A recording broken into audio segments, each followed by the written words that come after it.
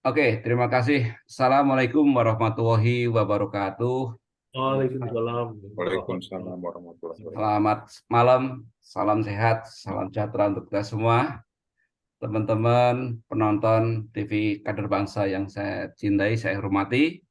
Seperti biasanya, kalau ada waktu senggang, saya selalu ingin mengisi TV ini dengan nilai-nilai yang kaitannya dengan karakter. Nah, kali ini secara konsisten menjelang pemilu yang kita sama-sama ingin sambut di 2004, saya ingin mengajak beberapa tokoh ini. Ya, ada seorang tokoh eh, ahli public relation dan komunikasi, yaitu Pak Silih Wasiso. Ini sahabat lama.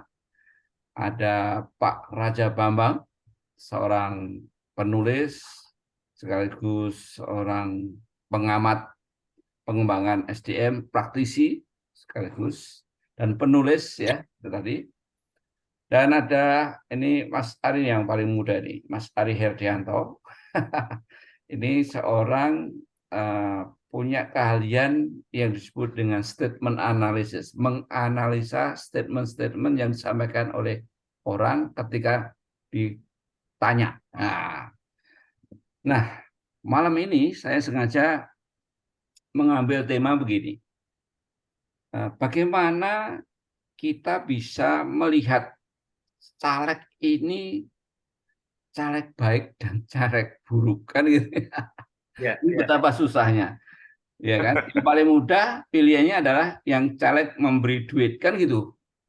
Ya. Akhirnya paling gampang. Tapi ini nggak benar ini. Nah, salah satu ikhtiar kita bersama bahwa bagaimana ya kita bisa melihat pemimpin atau caleg yang berkarakter mulia itu seperti apa? Kan harapannya begitu ya, Pak. Kalau semua pemimpin yang ada di DPR RI itu mulia semua karakternya, aduh aman rasanya negeri ini kan gitu. Nah, Ya. termasuk pemimpin daerah, nanti ada bupati, ada gubernur, ada presiden, ini kan juga harus disampaikan kepada publik bahwa ada cara memilih orang dari bagaimana dia melakukan sesuatu dengan gerak-geriknya gitu kan, dengan bagaimana dia ngomongnya, bagaimana dia berpakaian, ini semua bisa dilihat. Nah, saya yakin teman-teman yang hadir di sini punya cara lah, saya kira punya pengalaman.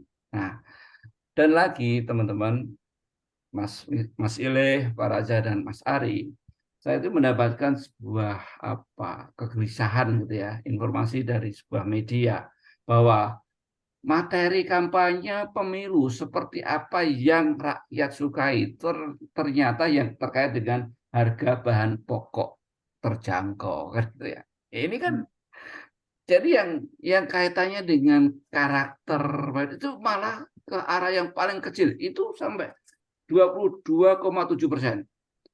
Bicara lapangan kerjaan itu 21%. Tapi yang namanya pemberantasan korupsi itu cuma 3%. Jadi luar biasa. Ini kan pendidikan ya di Indonesia seperti itu ya. Konon dan itu menyedihkan menurut saya. Maka saya bilang, wah ini makanan empuk nih para caleg-caleg durhaka. Caleg-caleg durhaka gitu kan yang ya istilahnya hanya mau suaranya tapi nggak mau mengelola dengan benar gitu kan. Nah ini kan terbukti banyak yang 3 tahun yang kemarin tertangkap ya korupsi, bahkan akhir-akhir ini kita melihat ada eksekutif yang betul-betul pemimpin sebuah komisi yang luar biasa akhirnya toh ditahan. Ini mengerikan kan. Nah, ini semuanya karena ada pembiaran, termasuk saya, termasuk kita membiarkan gitu kan. Tapi enggak, mulai sekarang kita harus teriak, enggak boleh terjadi lagi di 2004. Kita harus insaf, insaf bersama. Ruwatlah nih negeri, gitu kan ya ceritanya. Kita harus ruwat betul. Aduh, capek deh gitu kan kalau anak muda sekarang. 2004 Februari adalah agenda asesmen nasional bagaimana memilih bangsa ini, memilih pemimpin, memilih caleg dengan cara-cara yang mulia. Nah, kaitan dengan itu saya ingin yang pertama dulu ini Pak Sile ini sebagai tokoh komunikasi. Pak Sile, gimana Pak Sile melihat kalau Anda sebagai seorang konsultan rakyat gitu ya. Rakyat ini apa yang harus Bapak sampaikan ke rakyat supaya dia tidak kejeblos memilih tadi caleg yang buruk, pemimpin yang buruk. Karena dia nggak tahu gitu ya. Nah, gimana ini Pak Sile? Iya, kan yang pertama kan itu kan memang sistem kita, sistem politik kita itu kan membatasi ruang kognitif masyarakat, Pak Gus. Jadi ruang kognitif masyarakat kita itu dibatasi sehingga pada saat memilih itu kita nggak punya keleluasaan lah. Kita nggak punya keleluasaan. Kalau kita bandingkan dengan sistem senator di Amerika gitu ya, saya nggak bilang bahwa mereka bagus gitu, mereka juga punya banyak kelemahan. Itu kan seorang senator gitu ya, kalau di kita mungkin seorang dewan gitu, itu kan benar-benar harus punya prestasi di daerahnya. Daerah. Jadi mereka bikin angket, bikin segala macam gitu, terus mengusahakan agar undang-undang di daerah itu juga terwujud gitu, dan mereka baru kemudian mereka naik tuh jadi senator, gubernur, kemudian presiden. Nah sementara di kita kan sistemnya memang caleg itu ditempatkan oleh partai tanpa melihat tanpa melihat apa ya namanya ya, tanpa melihat prestasi mereka di daerah itulah. Jadi tahu-tahu muncul gitu nama di situ, sehingga pilihan itu tidak membuat mereka masyarakat ngerasa kenal ini siapa ya gitu. Itu satu. Jadi fase itu nggak ada. Yang kedua kemudian karena nggak punya banyak pilihan, mereka kemudian memilih yang paling logis dari pilihan-pilihan yang ada. Yang paling logis apa? Ya yang paling logis karena semuanya nggak kenal, ya yang ngasih duit lah yang paling logis lah. Yang dipilih. Jadi agak nggak setuju sebetulnya kalau ada yang bilang masyarakat kita nggak rasional. Masyarakat kita tuh rasional, cuman mengalami cognitive barrier. Masyarakat kita tuh dibatasi oleh sistem sehingga mereka nggak punya kesempatan untuk memilih yang mereka kenal gitu, karena nggak ada yang dikenal, tahu-tahu muncul gitu ya udah mereka lihat aja mana benefitnya yang ada gitu. Itu yang pertama ya. Yang kedua, sistem pendidikan politik di kita kan memang hampir belum ada lah. Paling banter itu 5 tahun sekali. Sistem pendidikan 5 tahun sekali itu aja ajakan untuk milih. Kalau nggak milih nanti yang milih adalah orang jelek gitu kan. Wah, kalau nggak milih nanti suaranya akan hilang gitu. Kesempatan untuk 5 tahun ke depan menjadi sia-sia gitu. Tapi itu dilakukan untuk mendorong mereka untuk memilih, untuk mencoblos lah, bukan untuk memilih, untuk mencoblos lah, sehingga mereka datang ke sana nyoblos ya udahlah, bagian dari keharusan itu. Padahal sebetulnya dalam masyarakat kita itu kita punya kebiasaan, culture untuk memilih sesuatu itu secara sungguh-sungguh. Nggak usah milih caleg, milih kambing kurban aja, kambingnya didatengin, dilihat giginya gitu ya. Terus kemudian kakinya dicek ada yang cacat apa enggak gitu. Itu untuk kurban. Ibu-ibu milih sayur aja sampai dibolak-balik tuh, sampai orang lain antri gitu. Benar. Itu sebetulnya proses memilih. Nah, kenapa masyarakat memilih itu? Karena dia punya kesempatan untuk memilih. Jadi nggak ada tuh cognitive bias tuh nggak ada. Mereka punya hak untuk itu. Nah, ini yang pertama nih, masalah pertama. Sehingga kita nggak punya kesempatan untuk memilih. Efek lainnya kemudian terjadi yang namanya bias kognitif. Bias kognitif itu kognitif yang hanya dibangun berdasarkan informasi sepihak dari partai politik ataupun dari caleg. Tuh, makanya kemudian caleg baru udah menjelang pemilih, menjelang kayak sekarang ini tuh udah masa kampanye baru turun, tempelin foto di mana-mana gitu. Terus 5 tahun lalu kemana gitu? Itu yang sehingga bias kognitif ini menciptakan semacam emosi-emosi atau fanatisme sempit. Fanatisme sempit untuk membela calonnya karena nggak punya ini kan. Fanatisme sehingga apa? Sehingga adu fisik pun oke. Geteh istilah kalau orang Jawa, naik ikut geteh gitu. Wah, mereka sampai berantem. Dan itu kita temui setiap 5 tahun sekali ya. Ini hampir pasti ada tuh.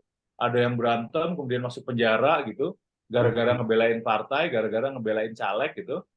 Begitu pemilunya selesai, calegnya udah kemana-mana gitu, ya dia tetap aja masuk penjara, nggak ada yang nengokin lagi gitu. Ini yang harus dipahamin. Makanya saya pikir memang harus ada perimbangan kekuatan dari masyarakat nih. Kita nggak bisa ngandelin partai politik lah. Kita nggak bisa ngandelin mereka lah. Rasanya harus kita nih sekolah kader bangsa nih malah yang punya inisiatif tuh Pak. Artinya gimana memberi kesempatan gitu. Pertanyaannya sederhana sebetulnya buat masyarakat. Gini aja deh. Ini kan udah 10 tahun lah mungkin, atau mungkin 20 tahun terakhir deh. Setelah sejak zamannya SBY. Buat teman-teman yang milih Prabowo, buat teman-teman yang milih Jokowi dalam 10 tahun terakhir ini, ketika pemerintahan kemudian dimenangkan oleh Jokowi dan Prabowo gabung ke pemerintahan Jokowi, pertanyaannya simpel. Hidup Anda berubah nggak? Nggak kemana-mana juga kan? Nggak kemana-mana juga gitu. Yang ada malah pengangguran tambah banyak gitu. Jadi ada mekanisme yang tadi cognitive bias gitu. Kita tuh cuma diberi pilihan sempit, yang rasional mana ya, yang rasional yang paling pragmatis, ada uang ya udah diambil. Nah ini bahkan sekarang lebih simpel lagi, rasionalismenya cuma sebatas TikTok gitu ya, sebatas joget gitu, joget, gemoy gitu udah, wah itu yang menjadi menarik, menjadi pilihan. Jadi bukan karena masyarakat nggak suka dengan gagasan, tapi memang sistem politik kita membatasi masyarakat untuk memilih calon-calon yang berkualitas, punya gagasan. Itu sih bagus situasinya. Iya, terima kasih. Sementara ini dari Mas Silih memberikan semangat ya untuk diskusi ini. Dari tidak ada kesempatan memilih, ya rakyat ini dihadapkan pada situasi yang pokoknya ini kalau mau ya wani piro udah selesai gitu. Ini yang bahaya. Ini betul-betul pendidikan politik agak bukan nggak ada, tapi ada dalam waktu yang terlalu lama memilih, akhirnya rakyat itu terbelenggu dengan keadaan ekonomi yang kurang, akhirnya memutuskan untuk ya siapa yang dapat. Nah, tapi ini kan menjadi PR bersama kita ya, bahwa kok begini ya, kalau seperti ini kan bagaimana tadi kita insafnya gitu ya sebagai nasionalisme bangsaan kita. Enggak, ini harus kita potong kan gitu semangatnya kan. Nah, seperti begini kan, saya kemarin ditanya oleh teman, Mas Kus, kalau milih caleg itu sepertinya kan susah nih caleg. Saya kadang-kadang mengatakan begini, hati-hati dengan caleg nomor 1. Loh, kenapa caleg nomor 1? Nomor 1 ini bahaya. Justru yang perlu diamati caleg nomor 1. Karena biasanya caleg nomor 1 itu lebih dari 3 kali, 2 kali. Itu pasti pakai bombastis gitu ya. Jadi caleg nomor 1 itu kita betul-betul amati, awasi, jangan ragu-ragu untuk mengatakan tidak kepada ini, ya kan? Cek itu rumahnya, cek itu istrinya berapa, cek itu kerabatnya, gitu. Nah, ini jadi saya sarankan ya rakyat Indonesia, teman-teman ya, kalau Anda memilih dari manapun, cek itu jangan terpesona dengan nomor 1. Justru nomor 1 ini yang sangat bahaya, karena negeri ini diisi oleh orang nomor 1 semuanya. Nah, itu bahaya. Jadi hati-hati dengan nomor 1. Kalau memang bagus boleh. Nah, untuk melihat bagus ini kan ada statement-statement yang disampaikan oleh para caleg-caleg ini, ngobrolnya sini sana. Pengen tahu nih Mas Ari, apa ilmu Anda ini bisa diterapkan di masyarakat untuk memilih mereka nih? Gimana nih supaya ada hubungannya dengan statement analis yang Mas Ari geluti selama ini? Baik, makasih Pak Kus. Sebenarnya gini, kalau memilih calon itu memang betul seperti yang Pak Silih tadi bilang ya, bahwa kita kan selalu akhir-akhir periode mau pemilihan baru bermunculan orang-orangnya dan seterusnya, akhirnya kita harus memilih di antara yang tidak dikenal, kan gitu ya Pak? Iya. Nah, sebetulnya kalau di keilmuan saya yang saya tahu itu adalah kalau statement analisis, atau kalau boleh saya panjangkan, yang saya geluti itu statement analisis lie detector. Jadi bagaimana kita melihat atau boleh dibilang kalau orang bicara itu dalam pembicaraan itu ada kemungkinan nggak untuk dia berbohong. Kan poin-poinnya itu, Pak. Jadi kalau kemungkinan dia berbohong, itu akan ada radar. Kalau di telinga teman-teman yang sudah belajar statement analysis itu ada radar kayaknya. Ini kayaknya dia berbohong nih seperti ini. Oh Nah, ya? itu kita punya 23 indikator, Pak. Kita punya 23 indikator yang kalau misal memang indikator itu kan beragam. Bukan berarti dia harus kena 2 indikator dia pasti berbohong, nggak juga sih ya Pak, kan nggak boleh begitu. Kalau itu kan kita nggak boleh langsung menjustifikasi seperti itu. Tapi yang jelas kalau untuk memilih, nah yang harus diperhatikan adalah rekam jejak ya Pak. Kalau misalkan kita rekam jejak itu kan paling penting, karena kalau di keilmuan statement analysis itu pada dasarnya adalah kita berasumsi atau melihat segala sesuatunya berdasarkan apa yang sudah dia lakukan, bukan apa yang akan dia janjikan. Apa yang sudah dia lakukan selama ini, atau statement-statement yang dia pernah ucapkan sebelumnya. Nah, kalau misalkan hal-hal seperti itu muncul, nah baru kita bisa menganalisa. Biasanya memang kesulitan dari teman-teman kita atau saudara-saudara kita yang mau memilih adalah jarang sekali mengikuti kampanye-kampanye itu kan ya Pak? Jarang sekali mengikuti kampanye-kampanye seperti itu, atau anggaplah ada obrolan santai gitu dengan caleg. Nah, biasanya di obrolan-obrolan santai itulah baru kita bisa menganalisa, karena kalau di statement analysis itu muncul dari statement orang, bukan pada waktu pidato. Kalau waktu pidato itu bisa bias, Pak, artinya. Karena kan itu akan terjadi, baru akan dijanjikan. Kalau akan dijanjikan itu sama sekali kalau di statement analysis itu omong kosong. Kita anggap tidak ada, atau belum pernah ada kan ya Pak, karena kan masih menjanjikan kalau di statement analysis seperti itu. Tapi kalau di statement analysis lie detector, kita akan melihat bahwa apa yang sudah dia lakukan sebelumnya gitu. Dia melakukan A, apakah dia melakukan A-nya ini benar sesuai dengan apa yang dia katakan, atau hanya misalkan membangun persepsi, Pak. Ini kan 5 tahunan ini fase membangun persepsi yang muncul di euforia 5 tahun ya, 5 tahun yang mau muncul. Pencitraan. Gimana Pak? Pencitraan. Pencitraan, benar. Pencitraan inilah yang muncul. Biasanya sih kalimat-kalimat yang sering muncul tuh mungkin saya akan. Kalau itu bukan Pak. Kalau saya akan itu kan janji Pak. Kalau saya akan itu janji. Ya. Kan kalau dia ditanya oleh wartawan atau dia ngobrol dengan sekumpulan yang dia kampanyekan, terus dia bilang misalkan, sejujurnya saya waktu itu melakukan seperti ini. Nah, kalimat sejujurnya itu akhirnya kan membuat persepsi bahwa orang ini jujur ternyata ya. Seperti itu. Atau misalkan percayakan ke saya nih, karena kan saya sudah 5 tahun kemarin juga sudah menjabat nih.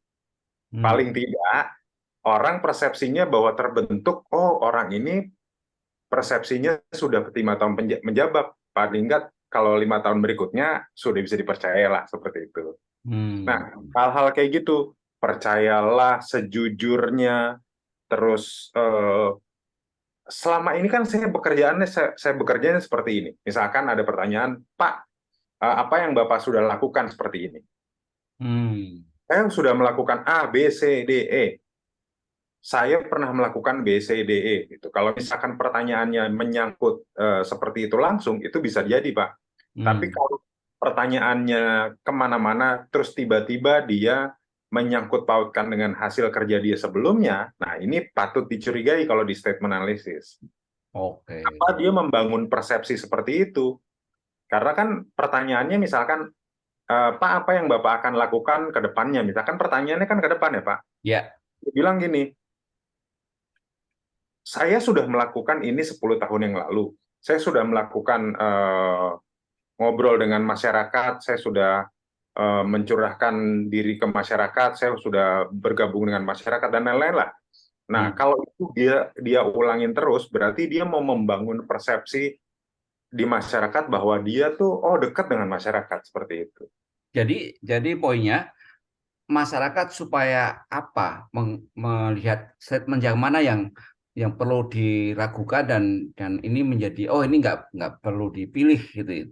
Gimana? Ya, jadi kalau membangun persepsi itu kan orang dianggap misalkan percayalah dengan saya karena saya sudah 20 tahun melakukan hal ini. Paling tidak orang kan lihat kalau misalkan Bapak dikasih tahu seperti itu, paling nggak ini orang udah 20 tahun nih. Ya. Kan seperti itu. Paling nggak dia bisa dipercaya. Nah, hal-hal seperti itu yang dianggap statement analisis malah bias, Pak. Kenapa harus dia melakukan? Karena kenapa dia harus lakukan seperti itu? Karena nggak ada pertanyaan seperti itu. Kok tiba-tiba dia munculkan statement itu? Oke.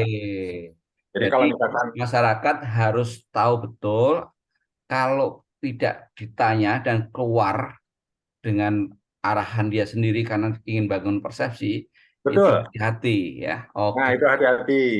Poin-poin seperti itu. Jadi masyarakat harus tahu bagaimana ini kalimat pencitraan atau memang jawaban sungguhan ya.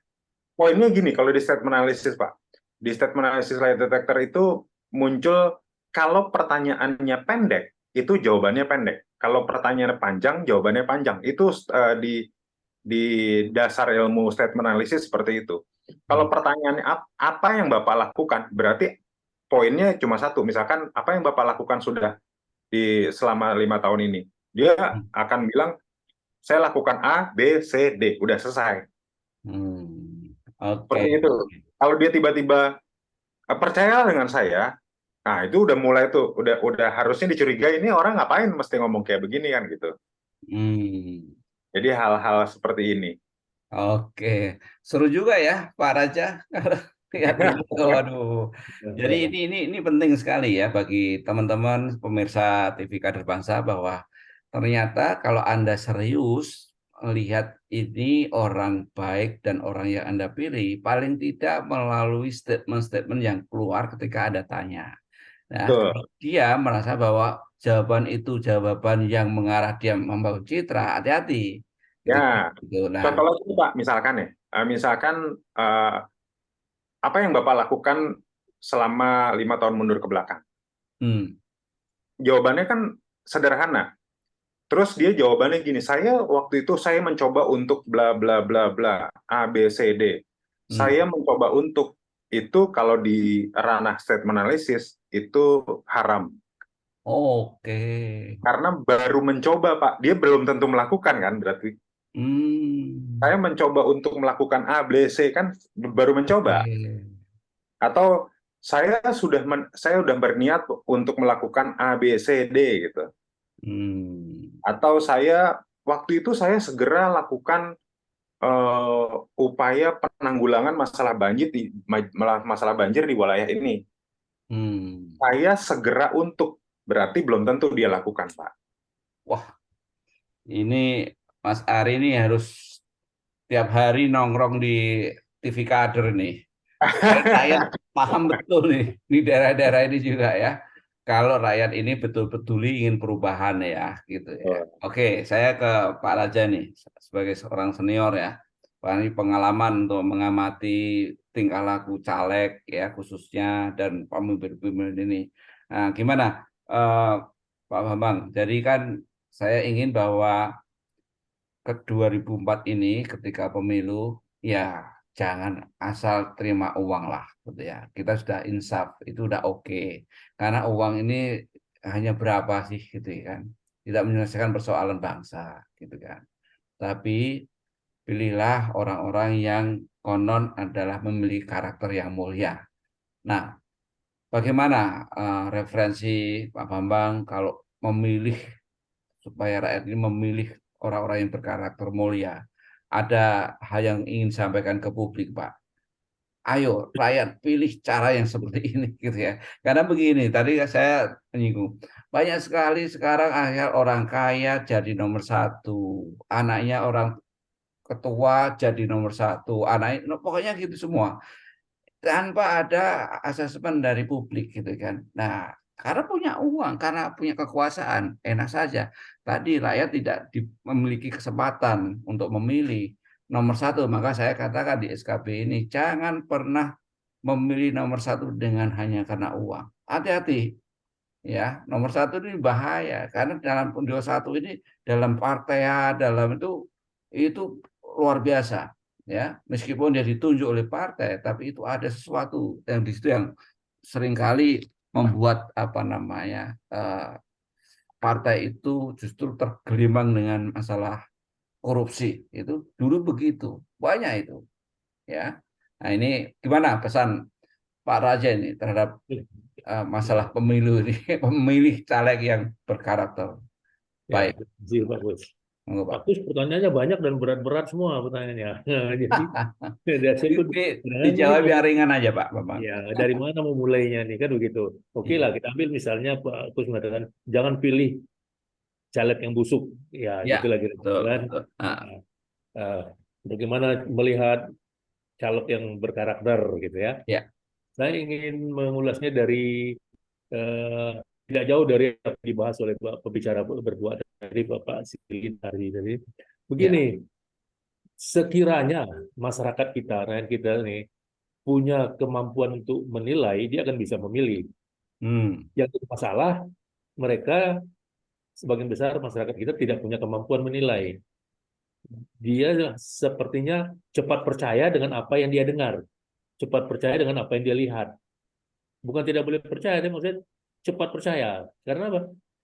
Untuk menilai orang itu ada 3 hal yang harus dipelajari. Maksudnya harus dimengerti oleh masyarakat, oleh setiap orang. Ya. Pertama, bahasa tubuh atau mimik. Mimik bagian dari bahasa tubuh. Di dalam berinteraksi, interaksi itu mungkin tidak begitu populer, artinya kan komunikasi 2 arah. Ya. Itu interaksi. Nah, dalam interaksi atau dalam dialog, itu yang paling tinggi kesannya, yang paling besar kesannya, yaitu bahasa tubuh. Bayangkan kalau orang kepalanya nggak bergerak, tangannya nggak bergerak, diam aja, tapi bibirnya doang yang bergerak. Kesan orang ini, Bapak ini sakit, Bapak ini takut, Bapak ini jujur, atau gimana, gitu. Atau Bapak ini ada yang disembunyikan. Gitu. Tapi kalau biasanya orang bersemangat dengan tayangan begini-begini, itu memberi kesan. Tapi itu tidak satu-satunya. Digabungkan lagi, kesan yang kedua, yaitu nada suara. Naik, ya. datar, sedih, merayu, ya, guyon, ledek-ledekan. Emosi ngomongnya gitu ya. Ya, memuji. Jadi, vocabulary, kosakata itu yang paling kecil memberi arti dalam interaksi. Cuman orang suka itu yang diambil, yang didengar. Dia ngomong apa? Saya sudah mencoba, saya akan begini, saya sudah melakukan ini. Itu yang didengar. Bagaimana nada suaranya menyampaikan itu bisa dilihat. Dia bohong atau jujur. Dia yakin dengan pendapat itu atau hanya mengcopy atau menjiplak bahasa orang lain. Dia pernah dengar calon hebat ngomong begitu, diambil juga. Padahal dia sebetulnya tidak punya kemampuan. Nah, juga bahasa tubuhnya. Waktu dia menyampaikan itu, orang itu jujur atau tidak jujur, orang itu yakin dengan kemampuannya mengatakan itu atau tidak, itu kelihatan dari mimiknya, dari bahasa tubuhnya. Bagaimana matanya. Ketika dia ngomong, matanya kan itu menunjukkan seberapa jujur dia, seberapa yakin dia dengan yang diucapkan, atau itu hanya pura-pura. Kalau orang berpura-pura, dengan orang yang serius jujur, itu beda sorotan matanya. Kalau mengerti yang menilainya. Nah, sebagian besar kan tidak mengerti. Begitu juga gerakan bibir, gerakan mulut. Ya, bisa dilihat, ini orang kayaknya nggak jujur nih, dari gerakan bibirnya udah tahu. Gitu, kan? Bahkan orang senyum aja orang tahu, ini senyum tulus, senyum sinis, atau senyum merayu, merancing, ini kelihatan dari senyum. Bukan hanya sekedar senyum. Nah, yang begini-begini dinilai betulnya. Termasuk juga gerakan tangannya. Ya, terlalu banyak menggunakan telunjuk begini-begini. Masalahnya doang nih, ngebos, lagak hebat doang, berlagak hebat doang. Ya, ingin tipe orang yang suka menekan orang lain. Itu yang nomor 1. Ya, gitu misalnya. Iya, iya. Tapi kan tidak hanya satu itu yang tadi kita katakan, dari mimiknya, dari nada suaranya, baru dari kosakatanya. Nah, gabungan dari itu kita tahu ini orang sebetulnya baik atau tidak baik, jujur atau tidak jujur, berbohong atau tidak. Hmm. Ada kata-kata misalnya, kalau saya boleh berkata jujur, wah itu bahaya kalau udah orang ngomong gitu. Kenapa harus pakai kalau? Jadi Berarti selama biasanya jujur nggak dong. jujur ya. Kalau sekarang saya boleh berkata jujur, selama ini nggak jujur dong. Selama ini Di nggak tes jujur. analisis juga ada, Pak. Iya, itu. Nah, tapi cuma masyarakat kita nggak ngerti. Enak aja dengar kalau orang mengatakan, sekiranya saya boleh mengungkapkan sejujurnya, wah orang Nah, senang dengan kalimatnya. Padahal dia udah buktiin bahwa selama ini dia nggak jujur. Ya, ya, ya. Itu analisanya. Oke, Pak Tapi Bang, kan tidak kalau hanya dari satu itu, gabungan-gabungan itu tadi. Gitu oke, kan. Nah, ya. dan kalimat itu kita dengar juga, ini kalimat dulu pernah dipakai orang, kok sekarang diulang-ulanginya lagi. Jadi dia hanya mengopi aja. Bukan Hmm. jiwanya yang seperti itu, tapi karena dia terpengaruh, oh enak dengarnya, enak kalimatnya, dia hafal gitu. Nah, maka pada Hmm. zaman Hitler, sedikit lagi Pak, kalau boleh saya katakan, zaman Hitler itu kan rakyat Jerman itu begitu terpropaganda Hmm. untuk menguasai dunia. Ya, Hmm. seolah dia hebat di dunia rasnya. Hmm. Perang Dunia Kedua muncul karena dipropaganda. Rakyat Hmm. Jerman itu harus rakyat yang paling hebat. Tokoh propaganda Hitler itu kuncinya mengatakan apa? Ya, bapak-bapak mungkin tahu. Semakin besar suatu kebohongan, semakin mungkin untuk dipercaya. Oh, Ya, itu anunya dia, itu rumusnya, definisinya dia. Jadi kalau mau bohong itu jangan sedikit-sedikit, jangan kecil-kecil. Gitu. oke. Gampang ketahuan sama orang, bohong tuh, belagu lu, gitu kan. Tapi kalau bohongnya besar, Malah diulang-ulang, ditutup ini kan diulang-ulang ya. Kebohongan besar, tapi diulang-ulang. jadi Hebat, benar. ya, hebat ya gitu, gitu Pak. Nah, Oke, oke. Jadi memang ini persepsi ini luar biasa ya. Nanti ilmu persepsi ini pasti lah jagonya ya. Jadi membangun persepsi ke publik supaya apa tadi citranya bagus gitu ya. Ini kan era-era pencitraan ini.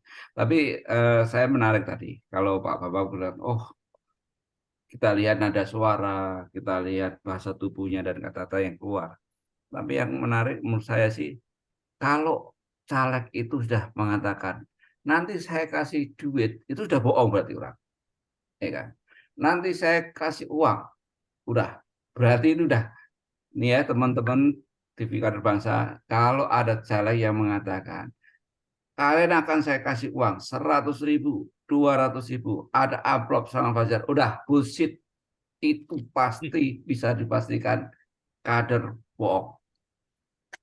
Ya, ini penting sekali ini. Jadi tadi Pak Bambang udah, wah benar bahasa tubuh. Tapi kalau dia sampai di muka umum bawa amplop, kasih amplop-amplop, itu sudah pasti caleg-caleg calonnya adalah caleg busuk. Karena sudah nggak boleh. Karena dalam undang-undang nggak boleh teman-teman. Ya, nggak boleh memberikan uang itu nggak boleh.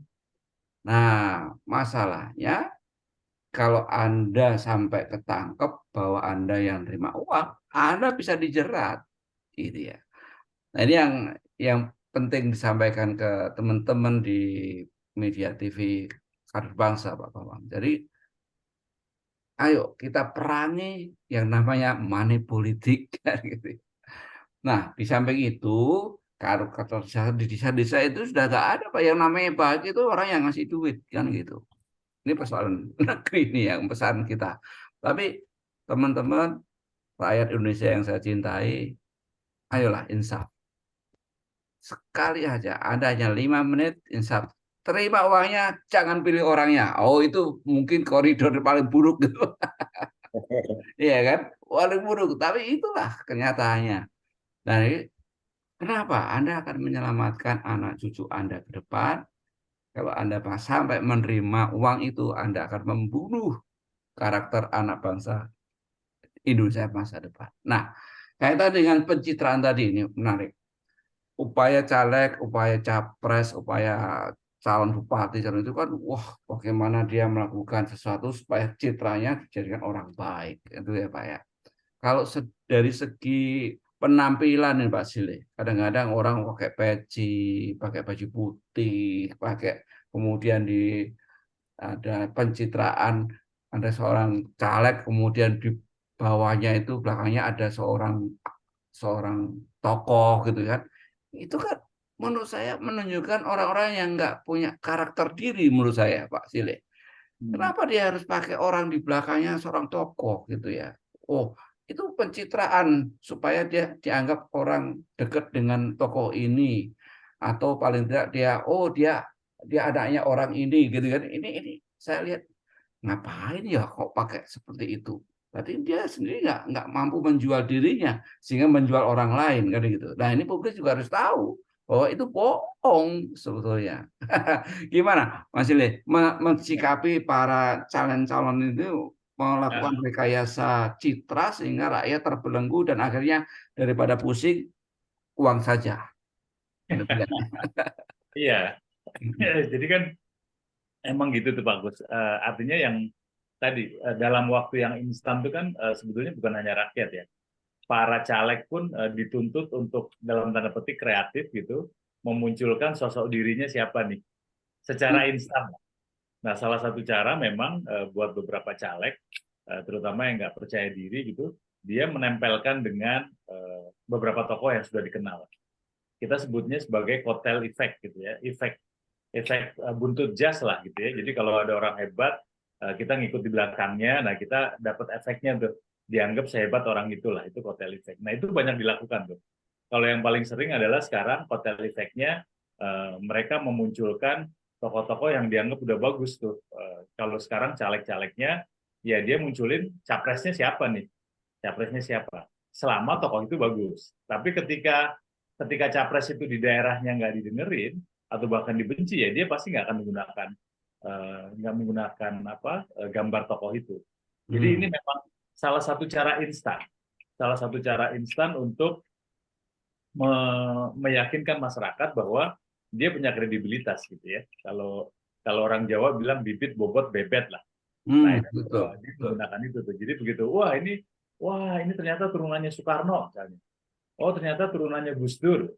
Oh ternyata dia dekat sama sama capres siapa gitu. Itu sih sebetulnya itu yang dilakukan tuh. Jadi memang karena sistem politik yang tidak memberikan kesempatan untuk kognisi masyarakat berkembang, jadi baik caleg ataupun pemilih itu punya waktu yang sangat terbatas gitu. Pendidikan politik tuh nggak ada sebetulnya. Yang ada adalah dorongan untuk mencoblos ke TPS, dah gitu aja gitu. Jadi kan itu yang nggak ngenes sebetulnya. Iya. Nah, ini kan ya keprihatinan ini kan kita harus sampaikan ke rakyat ya Pak ya, bahwa ini ada masalah di sini. Ada masalah adalah tadi ada informasi yang nggak sampai ke rakyat, dan rakyatnya itu nggak tahu apa yang benar dan yang salah. Yang menarik kan begini, KPI sudah memberikan ruang untuk latar belakang caleg, kemudian kalau capres sudah jelas ya, ya tahulah gitu ya, bahwa oh iya. Nah, cuma mereka belum ada istilahnya ruang konsultasi gitu Pak Ari ya. Ini gimana nih ruang konsultasi publik gitu ya tentang pemilu ini rasanya harus ada gitu ya. Jadi ketika melihat oh jadi Pak Sile saya kirim dari KPU atau dari KPU lah ya, saya ngirim konsultan publik di sana yang lihat Pak coba lihat ini oh ini dia anaknya ini gitu kan, dari ada dialog tapi bukan dari calegnya tapi dari caleg publik, tapi dia independen gitu ya, kayak Mas Ari kan, oh caleg ini dia orang sana, dia oh gitu, dia kemampuannya ini, tapi dia dulu pernah ditahan gitu. Oh pernah ditahan ya Pak, oke. Oh iya nggak tahu saya Pak. Nah ini gitu kan. Jadi tapi dia punya duit banyak kan gitu. Jadi satu dapil itu betul-betul dieksplorasi oleh seorang pembicara publik yang dikirim KPU. Wah, saya bayangkan gitu. Mungkin relawan ya, relawan yang bisa mengakses web di KPU, kemudian dia bisa mengeksplor ke rakyat. Nah, inilah saya nggak menyarankan Anda pilih mana, tapi saya membeberkan data-data yang ada seperti ini. Nah, kan jangan menutupi orang sudah pernah dihukum, nyalek, kan gitu. Kan repot ini kan. malah ingin jadi berkuasa kembali. Kenapa? Rakyat nggak ngerti, apalagi petani, wah udah nggak ngerti. Nah ini kan saya kira kewajiban KPU untuk mengertikan ini kan, satu itu. Jadi upaya-upaya yang apa yang harusnya, ini kalau saya katakan Mas Ari, harusnya apa yang dilakukan oleh pemerintah dalam hal ini Komisi Pemilihan Umum agar rakyat ini betul-betul bisa memilih dengan tadi, dengan cara yang normal lah gitu kalau Pak Dewi tadi, ini nggak normal, ini rakyat itu tidak ada pilihan lain gitu ya, terbelenggu dengan kondisi. Kalau Pak Ari sebagai seorang apa nih ya, setelah orang paling top di negeri ini gitu ya, saran apa yang bisa Anda lakukan, sarankan ke KPU atau ke Bawaslu? Ini jadi orang Bawaslu ya Pak ceritanya ya? Ya, orang dua inilah komisioner Bawaslu sama KPU. Apa yang bisa Anda sarankan ke mereka?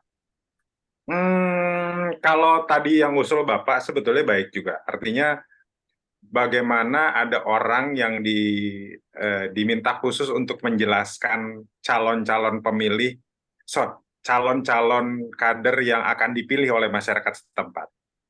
Itu bagus Pak. Cuma biayanya kan mahal ya Pak. Ya. Nah itu problemnya, itu biayanya mahal, dan berapa daerah yang butuh waktu seperti itu.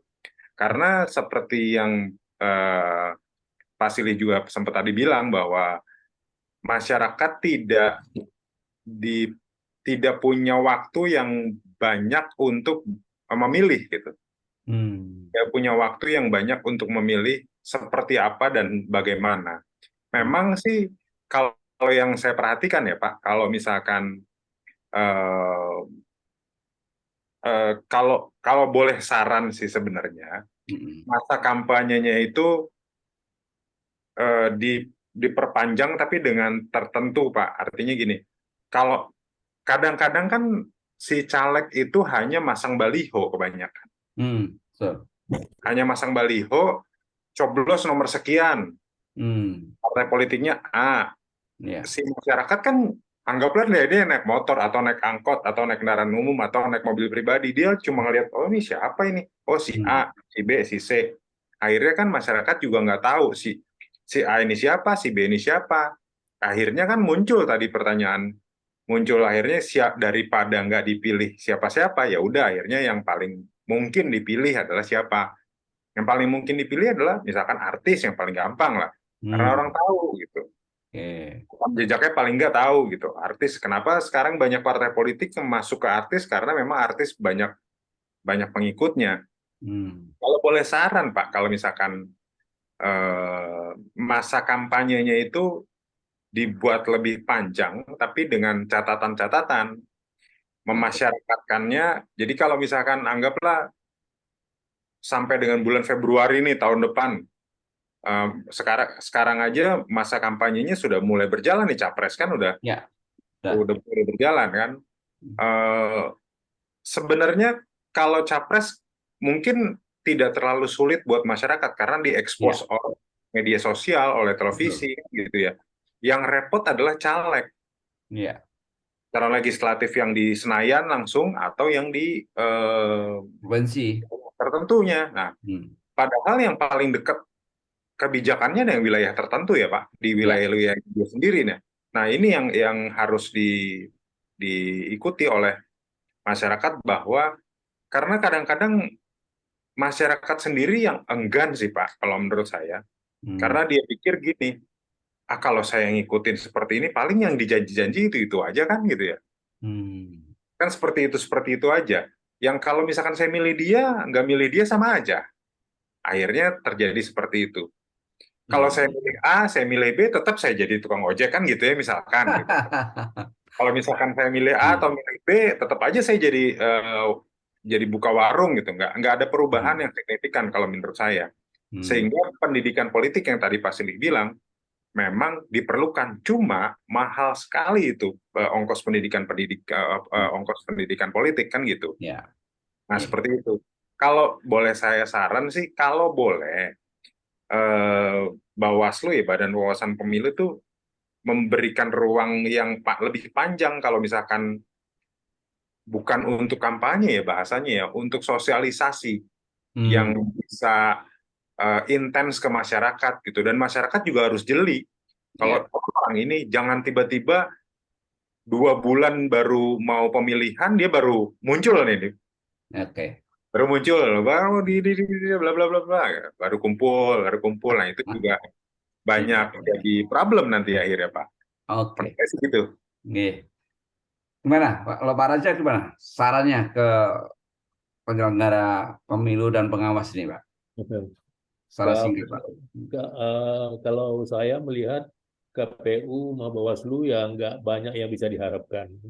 Nah, jadi kalau untuk meningkatkan kualitas pemilu, terutama kualitas caleg lah dalam hal ini yang kita bicarakan, jangan mengandalkan KPU atau Bawaslu untuk meningkatkan itu. Nah, maksudnya begini, pendidikan politik pada masyarakat, politik dalam arti kemampuan untuk memilih seperti tadi ini, calegnya penipu atau bukan, calegnya jujur atau bukan, calegnya ini benar-benar berbobot atau bukan, gitu kan? Itu kan tidak bisa diharapkan dari KPU dan Bawaslu. Ya, bahkan pelanggaran-pelanggaran pun nggak diproses oleh mereka. Ya. Nah, jadi kalau kita bicara pendidikan untuk masyarakat, saya lebih cenderung mengatakan dana yang ada di KPU dan Bawaslu itu dipakai untuk mendidik masyarakat yang dilakukan oleh LSM. Jadi dana itu diberikan atau disalurkan melalui LSM yang mendidik masyarakat. Nah, LSM ini diberi sertifikat. Nah, itu boleh KPU, Bawaslu memberi sertifikat LSM mana yang boleh memasyarakatkan pendidikan itu, ya, menyampaikan kepada masyarakat. Dalam arti apa? LSM itu kalau sudah ada dana, dia kan setelah itu nanti tidak ada kepentingan apa-apa, siapapun yang menang dia tidak masalah. Tapi kalau KPU dengan Bawaslu, dia ada cenderung memihak ke salah satu pihak. Seperti sekarang ini kan kita lihat, apa sih keberanian KPU sama Bawaslu untuk menindak pelanggaran? Kalau yang melanggar itu partai ini berani, melanggar partai itu dia nggak berani, itu kelihatan bahwa dia tidak adil. Ya. Tapi kalau LSM, siapapun yang menang dia tidak dapat apa-apa, kecuali bahwa dia sudah dibayar untuk memberikan pendidikan. Nah, di situ dia akan mengatakan, begini loh ciri-ciri caleg yang bohong, begini loh ciri-ciri caleg yang korupsi. Nah, misalnya gini contohnya, kalau caleg itu kan sebetulnya bisa kita lihat dari 2 kategori. Yang lama mencalonkan lagi atau yang baru belum pernah mencalonkan. Kalau yang lama lebih mudah menilainya. Disiplin nggak dia menghadiri meeting, menghadiri rapat. Nah, LSM ngasih tahu, ini si Anu ini malas rapat. Tidak pernah hadir atau bagaimana. Itu hanya sekian persen hadir selama 5 tahun. Yang ini rajin datang tapi tidak pernah bersuara. Datang hanya untuk tanda tangan supaya dapat uang rapat aja itu, nggak pernah bersuara, ya kan? Nggak pernah protes, nggak pernah ngusul. Ada lagi yang mengatakan dia hanya bersuara kalau itu yang berkaitan dengan kepentingan atau menguntungkan pribadinya, misalkan kenaikan uang tunjangan, kenaikan uang transport atau apa. Tapi kalau udah kepentingan rakyat, dia diam aja. Gitu. Kalau itu harusnya yang menyampaikan itu kepada masyarakat. Nah kalau ini begini, ini begini. Itu kalau calon lama yang memilih lagi itu lebih gampang. Ini korupsi ini. Cuma dulu janjinya gini-gini. Ternyata setelah dipilih malah rumahnya yang bertambah, mobil yang bertambah, bini yang bertambah. Ya. Nah, kalau yang baru, nah, itu tadi diajarin bagaimana dia berpidato. Apakah dia suka mengutip kata-kata orang yang hebat-hebat dia kutip. Berarti itu bukan dirinya, tapi supaya kelihatan hebat, orang hebat dia kutip. Nah, cara dia menyampaikan itu lihat nadanya, bahasa tubuhnya, gitu. Apakah ini dia benar-benar dia atau dia pura-pura? Hebat itu. Baik Pak. LSM yang melakukan itu dananya dana KPU yang begitu besar, Bawaslu besar, kasih itu LSM. LSM-nya diberi sertifikat kualitas apa yang LSM kualitas apa yang boleh melakukan itu. Tidak semua LSM. Ya. Nah, jadi Bawaslu mendidik LSM, KPU mendidik LSM, termasuk juga tenaga-tenaga ahli dari universitas gitu, profesor-profesor berikan training untuk LSM bisa menjalankan tugasnya itu dengan baik. Itu kira-kira salah satu jalan keluar. Oke. Mungkin sekarang, mungkin ke depan, karena sekarang udah terlambat, karena udah Iya, Pak. jalan, ya. Untuk ke depan, Pak. Gimana kalau Pak Sile nih? Sarannya nih, Pak. Saya minta Ya, saran untuk ya sebetulnya kan, penyelenggara pemilu ini. iya sebetulnya yang dilakukan oleh LSM pemilu kan udah banyak ya, mulai dari Perludem, terus ada beberapa LSM lain lah. Jadi mereka memang sudah berusaha untuk seperti itu tuh. Jadi, terus kemudian dari sisi KPU-nya juga minimal secara anggaran sudah mulai banyak tuh komunikasi yang dipakai gitu. Hanya memang turunannya jadi nggak kemana-mana gitu. Jadi kalau misalnya sekarang mereka bilang bahwa biaya komunikasi adalah biaya iklan gitu, dan itu gede banget. Sementara secara real iklan itu justru komunikasi yang paling nggak didengar sama publik. Oh, Ini kan kesalahan yang paling mendasar ya. Harusnya kan mereka melakukan edukasi kan, bukan melakukan promosi. Nah, mereka melakukan promosi itu yang pertama. Yang kedua justru saya melihat harus ada pendidikan di mana yang melakukan kampanye edukasi itu bukan hanya KPU ataupun Bawaslu, tapi justru brand-brand lain selain LSM gitu. Saya kebayangnya misalnya brand-brand komersial lah. Dengan adanya brand-brand komersial kan cara mereka ngomong tuh kreatif banget tuh. Mereka iya. tuh membuat menggiring publik untuk berpartisipasi itu. Itu salah satu contoh. Kita lihat sekarang yang dilakukan oleh beberapa brand itu sekalipun cuma 5 tahun sekali, mereka cuma cukup pakai program promo tunjukkan jari jempolmu gitu, dapat diskon 50%, dapat 1, dapat 2 gitu. Tapi desainnya bagus, cara promosinya juga oke gitu. Jadi banyak orang yang berpartisipasi itu. Jadi saya melihat justru ke depannya kita mulai melibatkan lembaga-lembaga lain non LSM gitu, bahkan kalau perlu brand-brand komersial untuk secara terbuka tuh ngomongin udah ikutan campaign menyemarakan pemilu gitu. Dan karena mereka kreatif itu justru akan Iya. akan nguburin kampanye-kampanye negatif yang dilakukan oleh para caleg dan partai ini. Karena kan pilihannya tuh kalau para pemilu tuh pilihannya adalah kalau mereka nggak berkuasa mereka akan menyerang yang berkuasa gitu, terus pokoknya berantem terus lah gitu. Jadi saya pikir dibawa asik aja gitu, dibawa asik sehingga mereka bisa melihat bahwa oke, edukasinya dilakukan oleh brand komersial dan nggak perlu biaya. Oke. Dan nggak perlu biaya karena mereka udah punya biaya sendiri, mereka punya kepentingan sendiri gitu. Tinggal bagaimana kita ngawalnya aja nih. Itu sih. CSR ya, Pak? Ya, nggak CSR juga sih, nggak CSR juga, pakai program promo aja. Oh iya, iya. Pakai budget promosi kan juga mereka bisa juga tuh. Itu mereka jauh lebih kreatif lah, sama-sama uang 1 miliar gitu, buat brand komersial tuh udah dapat banyak banget gitu. Tapi Oke. kalau sama KPU 1 miliar paling cuma buat iklan doang di satu media, udah selesai.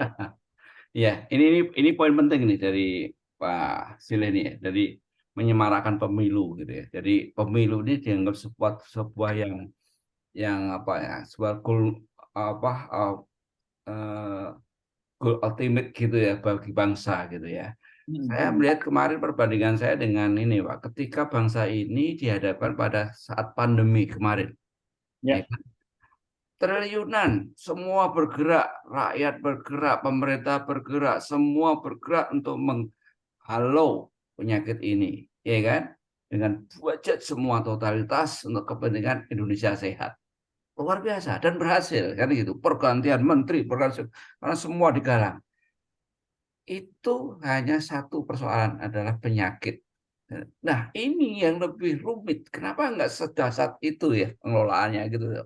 Jadi oke, semua turun. Ayo bersihkan, nggak boleh. Kita rong bersih. Semua rakyat tahu bahwa ini haram, ini nggak boleh. Semarakan semua kan kos-kosnya. Bahkan saya katakan tadi, kenapa ya? Kalau ini kan nggak boleh money politik, tapi di mana-mana masih ada gitu. Kenapa nggak ada media promosi mengatakan atau media edukasi? Kalau kamu bisa nangkep orang yang memberi uang, akan saya kasih 1 miliar. Bawaslu mengatakan begitu. Waduh, ramai menjadi menjadi perbincangan di masyarakat. Dapat 1 miliar ini kita. Awas lu, awas. Jadi mereka takut rakyat. Dan ini kan Bawaslu diam aja ya nggak ada. Coba kalau Bawaslu mengatakan awas, siapa yang bisa foto atau memberikan bukti orang itu terima uang atau yang ngasih duit, hukumannya adalah penjara. Di mana-mana ada statement itu. Dan kalau yang menemukan, saya kasih hadiah 1 miliar. Tukang beca pun senang, ya. Kan begitu ya. Rakyat pun senang. Karena, oh ini nanti saya akan dapatkan. Dari situlah ada nanti pihak keamanan menengahi. Ya, sampai sekarang nggak ada seperti itu. Semuanya pembiaran supaya seperti ini. Dan kalau ada seperti itu kan harus izin juga ke dewan. Boleh nggak model seperti itu? Oh nggak boleh kan gitu. Ini rumit. Maka saya sepertinya jangan sampai kita lelah ya untuk mensuarakan hal kebaikan seperti ini ya teman-teman. Jadi karena ini masalahnya akan terus menggelinding. Bangsa ini tidak akan selesai-selesai, apalagi katanya 2040 itu 45 jadi Indonesia emas, nggak akan bisa tercapai kalau korupsi di mana-mana, kemudian pembiaran dalam konteks tadi money politik di mana-mana kita pilih. Nah, tadi sudah disampaikan. Anda lihat apa yang katakan, Anda lihat bagaimana matanya, bagaimana gerak-geriknya, dan janji-janjinya, apalagi ada kata-kata, kalau boleh jujur, wah itu berarti dia selama ini nggak jujur. Pak Raja ya, hati-hati dengan itu. Pak Sile, Mas Ari, Pak Raja, saya kira luar biasa ini sudah 1 jam lebih. Jadi terima kasih atas kehadirannya. Saya akan ganggu nanti di waktu yang lain dengan tema yang banyak. Ya, ini perlu terus kita ingatkan, karena siapa lagi kalau tidak kita yang mengingatkan kepada negeri ini, karena kita cinta pada negeri ini, maka kita harus bisa menjadi seorang guru bagaimana untuk rakyat ini memilih orang-orang yang bersih, orang-orang yang baik, dan orang-orang yang punya karakter mulia. Ini kan PR kita bersama. Jadi gini Pak Gus, terakhir. Gimana Pak? Ruang kita kepada masyarakat, pilihlah caleg yang berempati. Yes. Karena berempati itu yang paling mendalam itu kan peduli artinya. Betul. Kalau calegnya peduli, tapi benar-benar ikhlas pedulinya, Iya. itu yang harus dipilih, bukan caleg yang banyak omong, ya kan? Misalnya calegnya itu pergi mengunjungi masyarakatnya, tapi dia bawa mobil yang harganya 1 miliar. Nah, itu tidak ada empatinya namanya. Rakyatnya susah makan, dia datang mengunjungi dengan mobil 1 miliar. Pakai pengawal, pakai apa segala gitu kan. Itu menunjukkan bahwa ini bukan berempati. Nah, masyarakat kita yang kita didik harus mengerti apa yang dimaksud dengan empati. Pilihlah calon yang berempati. Yang berempati itu bagaimana? Ya. Dia bicara misalnya kepada rakyat yang sakit, ya, sakit. Tetapi dia datang dengan perhiasan, ya mungkin seperti kalau caleg perempuan atau istri dari caleg laki-laki, dia datang dengan perhiasan yang lengkap, tapi dia mengunjungi apa namanya konstituennya yang sakit.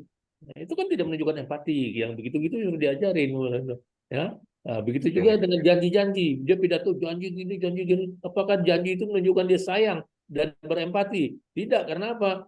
Rumahnya segede apa gedungnya, gitu kan? Tetangganya kurang makan, dia nggak pernah peduli. Tapi rumah gede, tapi pidatonya mengatakan saya begini, saya akan begitu. Nah, yang itu yang mesti kita ajarkan ke masyarakat. Gitu.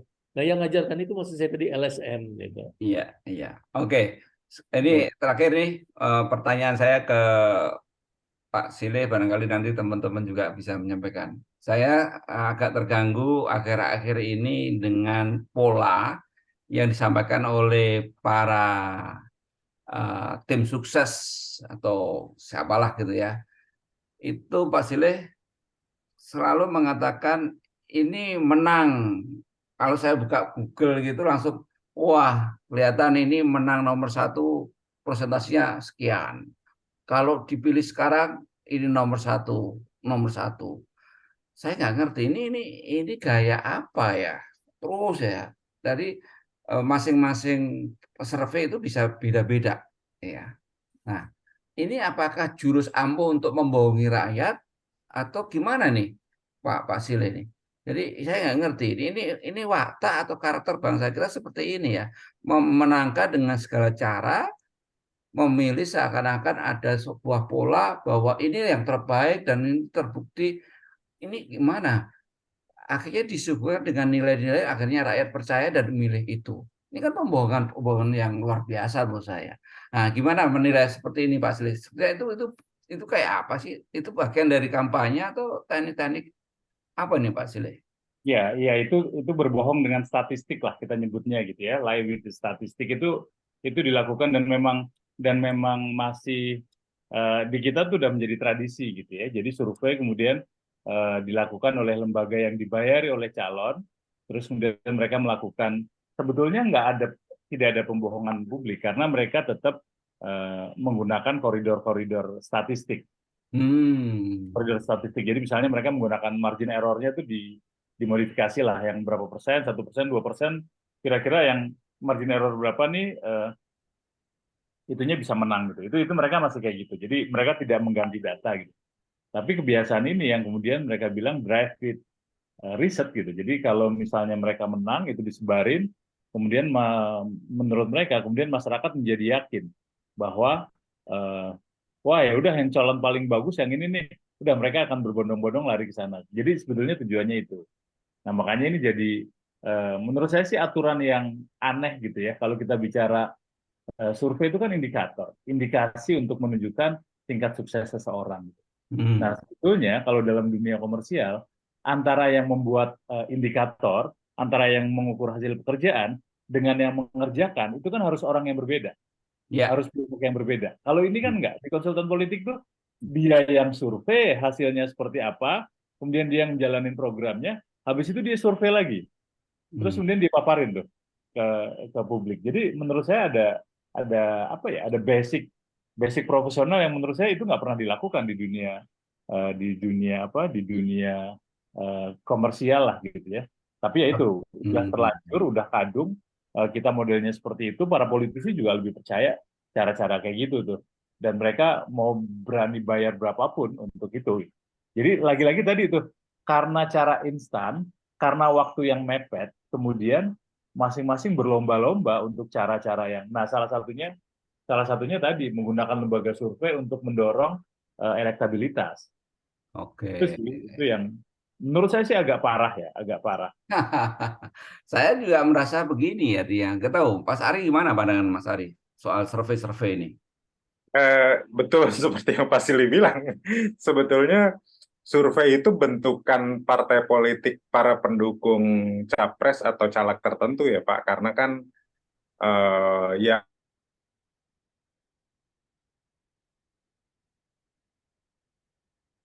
halo? Ngejam ya, oke. Pak Raja gimana? Pak Raja kalau melihat survei-survei itu? Saya ingin sedikit bercerita, tapi ini cerita belasan tahun yang lalu. Mudah-mudahan sekarang tidak terjadi lagi. Anak saya itu masih muda sekali, dan beberapa temannya kira-kira 50 orang diundang ke suatu ruangan, suatu tempat, ya, disuruh ngisi survei tentang produk, membandingkan produk A, produk B, produk C, ya. Ada form yang harus dia isi penilaiannya. Tapi ketika mereka setelah dikumpulkan, mereka hanya disuruh ngisi nama, data pribadinya, pertanyaan jangan dijawab, tanda tangan aja. Nah, mereka disuguhi makan minum yang menyenangkan, dikasih uang jalan, semua gitu. Tapi pertanyaan itu nggak usah diisi, gitu. Berarti yang ngisi panitia.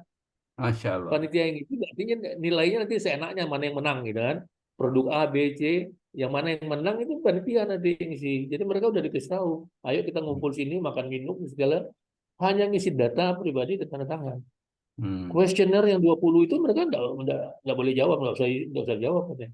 Panitia yang jawab. Hasilnya ya bagaimana maunya panitia kan gitu. Nah itu yang dikatakan Pak Sili tadi kan, ada yang pesan sesuai dengan pesanan.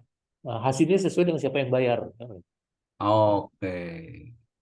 Sekali lagi, satu lagi contohnya, beberapa tahun yang lalu kan ada survei mengatakan 2 dari 3 pria dewasa di Jakarta pernah berselingkuh. Kan gitu kira-kira ya. Pernah dulu ya. Nah, surveinya di mana? Kan gitu. Kalau surveinya di kalangan orang-orang beragama, misalnya di masjid-masjid gitu, bapak-bapak ibu-ibu di kalangan masjid-masjid, pasti beda. Kalau di kalangan misalnya nih preman-preman di area-area daerah pelacuran, daerah kumuh, daerah apa gitu. Nah, jadi maksudnya surveinya diadakan di mana? Siapa dulu respondennya gitu. Nah, itu biasanya sesuai dengan pesanan tadi juga. Kalau pesannya ingin seperti ini, oh dia surveinya ke area ini. Kalau Oke. dia ingin hasil seperti ini, surveinya di daerah mana? Saya rasa begitu ya. Ya. Nah, sekali lagi kalau sekarang kan sudah lebih modern, mungkin melalui kayak Twitter atau apa gitu, mungkin nggak bisa. Karena itu semua yang mau melalui elektronik, jadi nggak bisa pesanannya itu berdasarkan kemauan panitia. Itu mungkin lebih Ya. lebih apa namanya, lebih bisa dipercaya gitu. Ya, Ya. walaupun mungkin tidak 100%, tapi Ya. paling nggak 90% bisa dipercaya. Karena tidak bertemu orangnya dan tidak tertentu areanya mana. Ya, kalau elektronik itu siapa yang mau buka, mau ngisi silakan aja. Oke. Dan teknologinya sudah bagus sekarang, satu orang tidak bisa mengisi 2 kali, misalnya Baik. gitu. Ya. Oke. Gitu. Terima Dan kasih, Pak Oh, Raja. bagus tadi Ya. sinyalnya hilang tiba-tiba. Gimana, Mas? Mau coba gimana menurut pandangan Mas Ari? Ya, nggak apa-apa, Pak. Jadi, ya seperti tadi, kalau misalkan survei di tempat A, di tempat B, tempat C pasti berbeda. Karena tidak akan pernah sama. Karena yang bikin survei itu aja. Tidak ada pernah, saya lihat tidak ada yang independen sih sebetulnya seperti itu. Oke. Karena Ya. kalau independen pasti akan hasilnya sama persis dan presisi. Karena tidak ada yang pernah presisi. Di calon A 51%, misalkan di survei B ternyata jadi 45% atau jadi bahkan 30%. Oke. Seperti itu. Poinnya, Jadi, kalau gitu poinnya pada teman-teman pemirsa TV Kader Bangsa, jangan percaya dengan survei yang sekarang dilakukan. Kan begitu ya? Itu prinsipnya. betul. Jadi rakyat, mari bangsa Indonesia yang saya cintai, jangan pernah percaya pada survei-survei yang konon, wah ini terbaik, jangan percaya. Udah, itu bohong. Karena begitu ya, ini intinya. Jadi kita tawaduk saja, kita cari cara-cara untuk memilih dengan benar. Anda yakini itu adalah wakil Anda, itu adalah pemimpin Anda, dengan hati nurani Anda memiliki waktu hanya 2 menit untuk menyampaikan keputusan, dan semuanya akan berubah karena kehebatan rakyat Indonesia. Itu yang kita harapkan malam ini. Mudah-mudahan teman-teman seluruh Indonesia menyadari betul bahwa pemilu adalah momen penting bagi bangsa ini untuk melakukan sebuah perubahan yang kita harapkan. Tentunya untuk menjadi yang lebih baik. Mas Ile, Mas Ari, Pak Raja, terima kasih waktunya. Terima Kita kasih. ketemu di lain kesempatan, dan jangan bosan-bosan akan saya ganggu di Salam waktu empati untuk datang. semua. Terima kasih. Assalamualaikum warahmatullahi wabarakatuh. Waalaikumsalam warahmatullahi wabarakatuh. Matur nuwun Pak Gus, Matur Mas nuwun. Adi, Pak Raja. Bagus, Yuk. Pak Sili, Pak Bambang. Terima kasih, Pak Sili.